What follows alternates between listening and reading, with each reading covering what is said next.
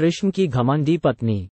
नमस्ते दोस्तों, आप सभी का स्वागत है हमारे YouTube चैनल पे।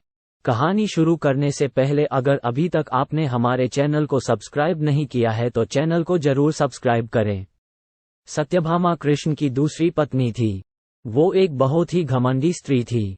उसका ये मानना था कि वो सबसे सुंदर और सबसे अमीर स्त्री थी क्योंकि उसके पिता एक बहुत ही धनवान व्यक्ति थे। तो सत्यभामा जितने और जो रत्न और आभूषण और संपत्ति चाहती थी वो सब उसके पास थे। स्वाभाविक रूप से घमंड उसकी एक बड़ी समस्या थी। एक बार कृष्ण के जन्मदिवस के अवसर पर सत्यभामा ने सोचा कि वो सबको दिखाएगी कि वो कृष्ण को कितना प्यार करती थी। तो उसने तय किया कि वो कृष्ण के वजन जितना सोना शहर के लोगों में बांटेगी।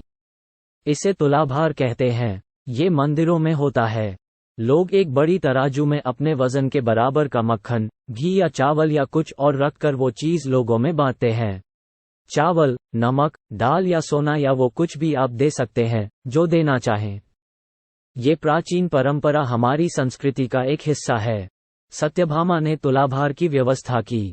लोग बहुत प्रभावित हुए पर कृष्ण पर इन बातों का कोई असर नहीं हुआ।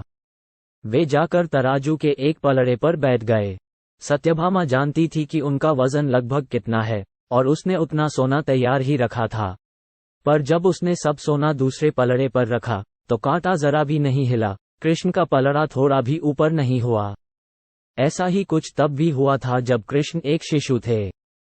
एक राक्षस आकर उन्हें ले जाने लगा। तब कृष्ण ने अपना वजन इतना बड़ा लिया कि राक्षस वहीं गिर पड़ा और कृष्ण ने उसके ऊपर बैठकर उसे कुचलकर मार डाला। क्रिया योग में एक ऐसा तरीका है जिससे कोई योगी अपना वजन बढ़ा या घटा सकता है।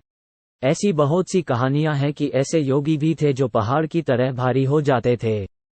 तो इस बार भी कृष्ण अपना वजन बढ़ाकर तराजू में बैठ गए। सत्यभामा ने उतना सोना दूसरे पलड़े पर रख दिया था जितना उसके हिसाब से कृष्ण के वजन के बराबर था, पर कुछ हुआ ही नहीं। तब तक शहर के सभी लोग ये घटना देखने के लिए आ गए थे।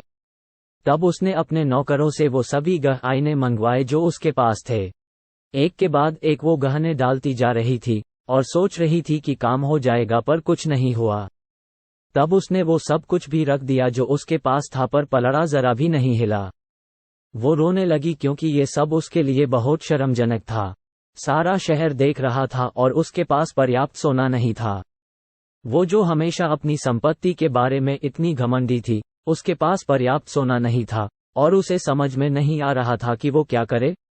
तब उसने रुक्मिणी की ओर देखा, जिससे वो बहुत जलती थी और हमेशा परेशान रहती थी। उसने रुक्मिणी से पूछा, अब मैं क्या करूं, क्योंकि ये बात सिर्फ मेरे लिए ही नहीं पर तुम्हारे और हम सब के लिए भी बहुत शर्मजनक है। मैं क्या करूं? तब रुक्मिणी बाहर गई और तुलसी के पौधे के 3 पत्ते उठा लाई। जैसे ही तुलसी के वे पत्ते उसने तराजू के दूसरे पलड़े पर रखे, कृष्ण का पलड़ा तुरंत ही ऊपर आ गया।